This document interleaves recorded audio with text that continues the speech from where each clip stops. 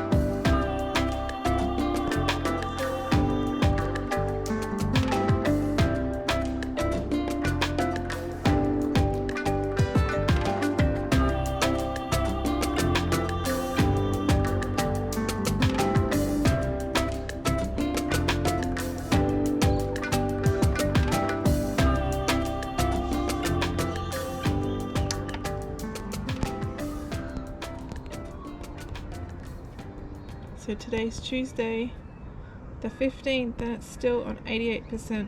It's only getting 7 watts, but solar panels aren't even in the sun yet.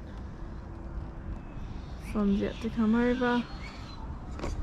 Fridge is still nice and cool.